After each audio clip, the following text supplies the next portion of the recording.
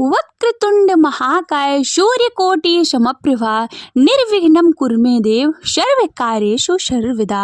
ओम गण गणपतये नमः। आप सभी का भक्ति चैनल पर हार्दिक स्वागत है। आज आप सुनेंगे सकट चौथ की कथा। आज के दिन माताएं अपनी संतान के लिए व्रत रखती हैं और पूरे दिन निर्जल रहकर व्रत करती हैं।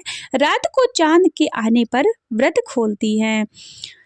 सकट चौथ यानी गणेश जी का व्रत है। इस दिन महिलाएं अपने संतान के लिए व्रत रखती हैं और पूरे दिन निर्जल रहकर व्रत करती हैं। रात को चंद्रमा के आने पर व्रत खोलती हैं।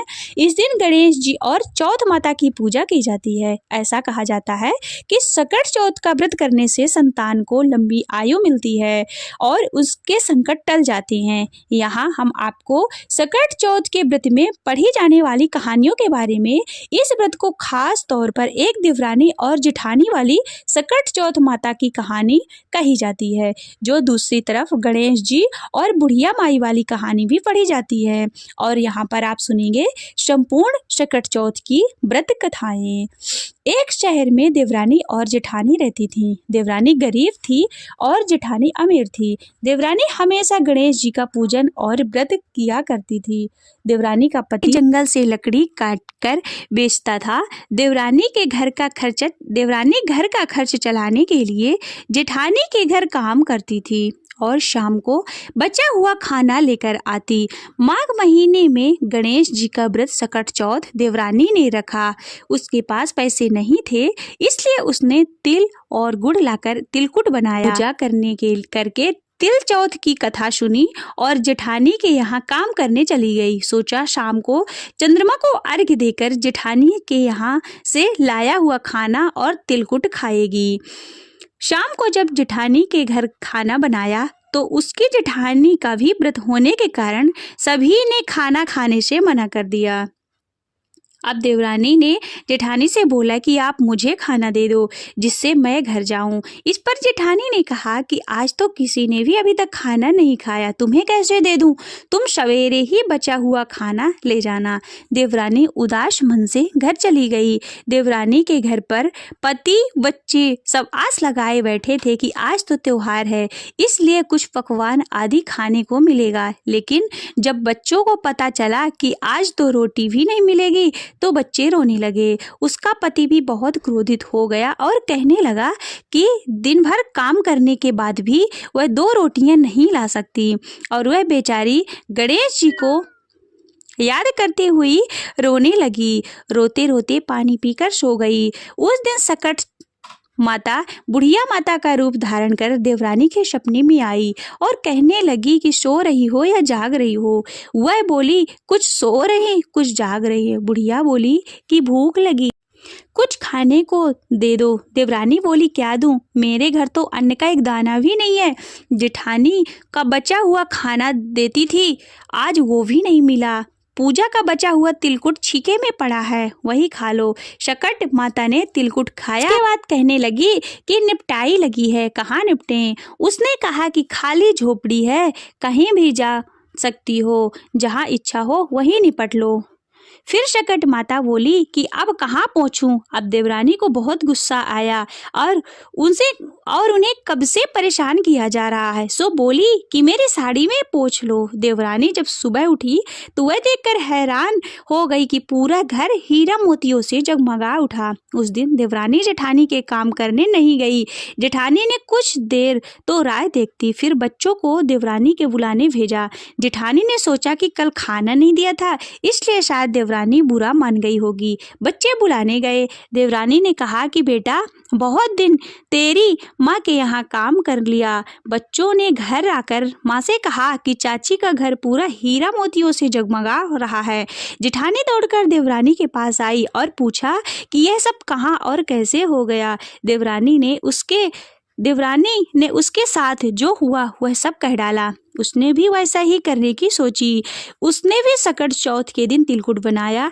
रात को सकट माता उसके भी सपने में आई और बोली कि भूख लगी है, मैं क्या खाऊं? जेठानी ने कहा कि आपके लिए छीके में रखा है फल और मेवे भी रखे हैं, जो चाहे खा लो। शकट माता बोली, अब निपटे कहाँ? जेठानी बोली कि मेरे इस महल में कहीं भी निपट लो। फिर उन्होंने बोला कि अब पोंछूं कहाँ? जेठानी बोली कि कहीं भी पोंछ लो। सुबह जब जेठानी उठी तो घर में बदबू गंदगी के अलावा कुछ भी नहीं था। हे शकट माता, जैसे आपने देवरानी पर कृपा की वैसे सभी पर करना। बोलिए गणेश भगवान की जय। बोलिए शकट माता की जय। अब सुनिए दूसरी कहानी। एक बुढ़िया थी, वह बहुत ही गरीब और दृष्टिहीन थी। उसके एक बेटा और बहू थे। वह बुढ़िया सदैव गणेश जी की पूजा किया करती थी। एक दिन गणेश जी प्रकट होकर उस बुढ़िया से बोले कि बुढ़िया माँ, तू जो चाहे सो मांग ले। बुढ़िया बोली, मुझे तो मांगना नहीं आता, कैसे और क्या मांगूं? तब गणेश जी बोले कि अपने बेटे बहू से पूछकर मांग ले। तब बुढ़िया ने अपने बेटे से कही, गणेश जी कहते हैं कि तू कुछ मांग ले, बता मैं क्या मांगूं? पुत्र ने कहा, माँ तू धन मांग ले। बहू से पूछा तो बहू ने कहा कि नाती मांग ले। तब बुढ़िया ने सोचा कि ये तो अपने अपने मतलब की बात कह रहे हैं। अतः उस बुढ़िया ने पड़ोसियों से पूछा तो उन्होंने कहा कि बुढ़िया तू तो थोड़े दिन ही जिएगी, क्यों ना तू धन मांगे, क्यों तू नाती मांगे, तू तो अपनी आंखों की रोशनी मांग ले, जिससे तेरी जिंदगी आराम से कट जाएगी। उस पर बुढ़िया बोली कि यदि आप प्रसन्न हैं तो मुझे 9 करोड़ की माया दें, निरोगी काया दें, अमर सुहाग दें, आंखों की रोशनी दें, नाती दे, पोता दे और सब परिवार को सुख दें और अंत में मोक्ष दें। यह सुनकर तब गणेश जी बोले कि बुढ़िया माँ, तुमने तो हमें ठग लिया, फिर भी जो तूने मांगा है वचन के अनुसार सब तुझे मिलेगा। यह कहकर गणेश जी अंतर ध्यान हो गए। उधर बुढ़िया माँ ने जो कुछ भी मांगा वह सब कुछ मिल गया। हे गणेश जी महाराज, जैसे तुमने उस बुढ़िया माँ की लाज रखी वैसे सभी की रखना, जैसे उस बुढ़िया माँ को सब कुछ दिया वैसे सभी को देना। बोलिए गणपति महाराज की जय। शकट चौथ की व्रत कथा। एक साहूकार और एक साहूकारनी थे। वह धर्म और पुण्य को नहीं मानते थे, इसके कारण उनको कोई बच्चा नहीं था। एक दिन साहूकारनी पड़ोसी के घर गई। उस दिन शकट चौथ था और वह पड़ोसन शकट चौथ की पूजा करके कहानी सुन रही थी। साहूकारनी ने पड़ोसन से पूछा कि तुम क्या कर रही हो? तब पड़ोसन बोली कि आज चौथ का व्रत है, इसलिए कहानी सुन रही हूँ। तब साहूकारनी बोली कि चौथ के व्रत करने से क्या होता है?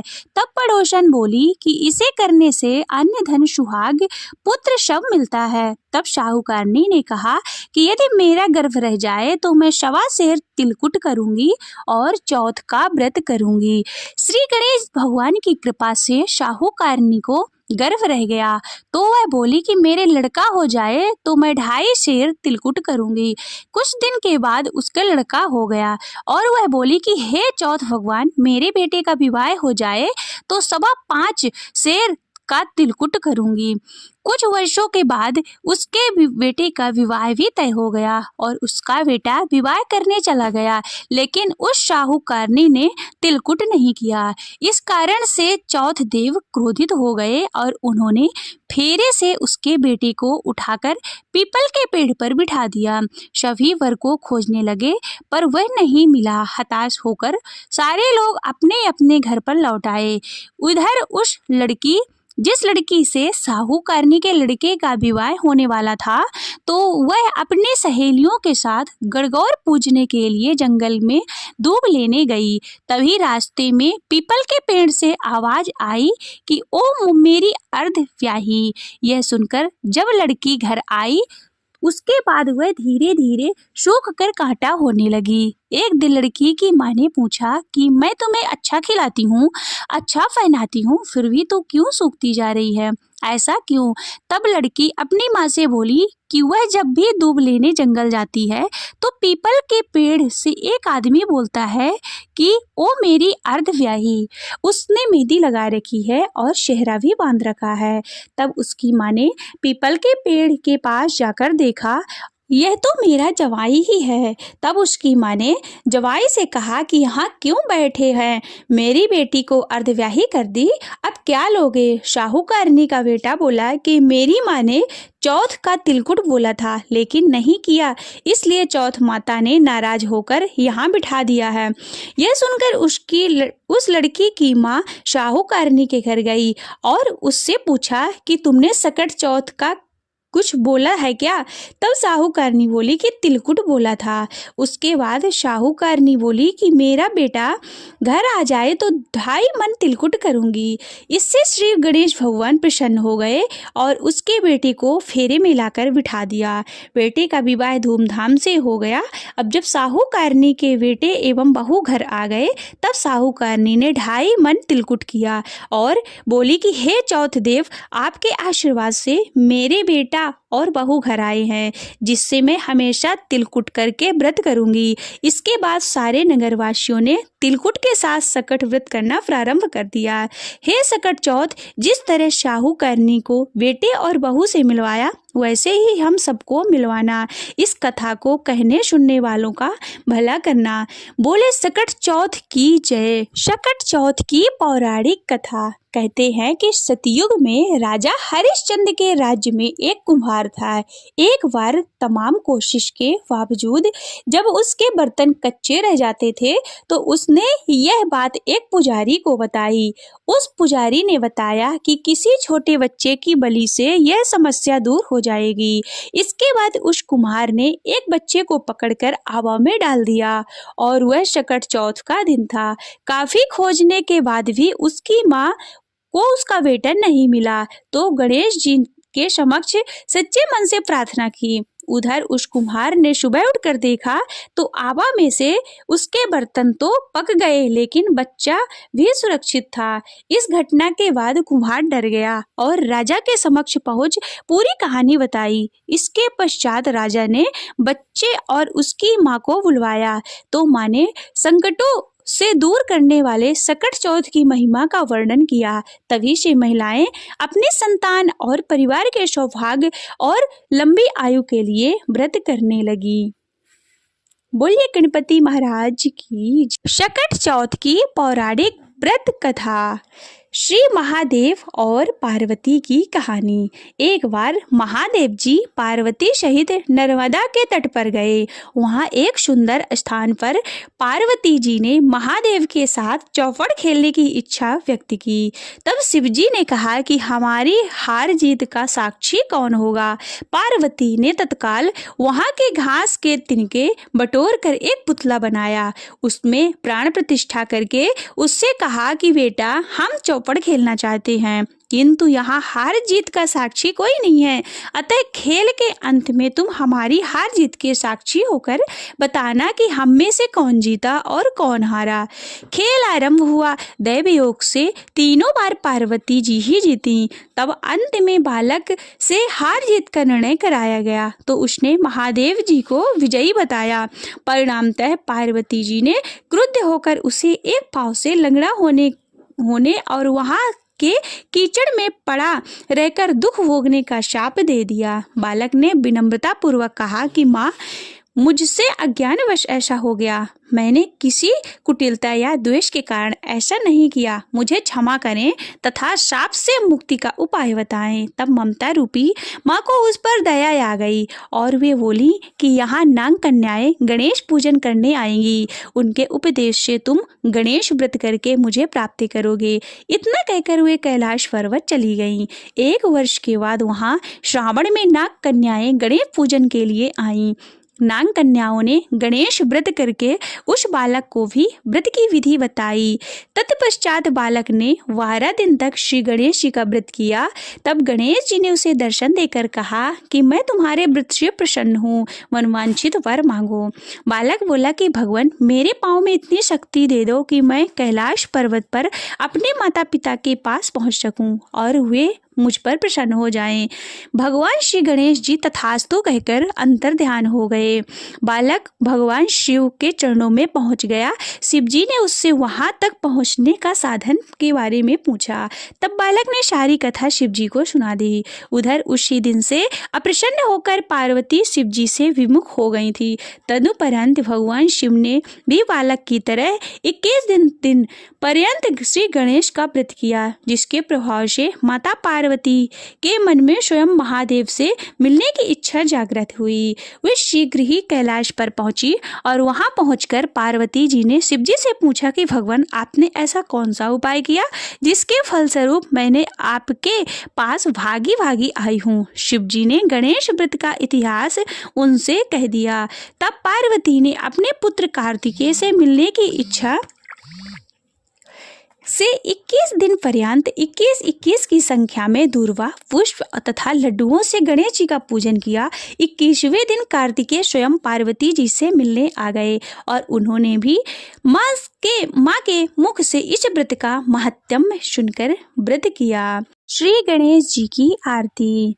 जय गणेश जय गणेश जय गणेश देवा, माता जाकी पार्वती पिता महादेवा, एकदम ते दयावंत चार भुजाधारी, एकदम ते दयावंत चार भुजाधारी, माथे सिंदूर सोहे मूष की सवारी, माथे सिंदूर सोहे मूष की सवारी, पान चढ़े फूल चढ़े और चढ़े मेवा, लड्डुओं का भोग लगे शमत करे सेवा।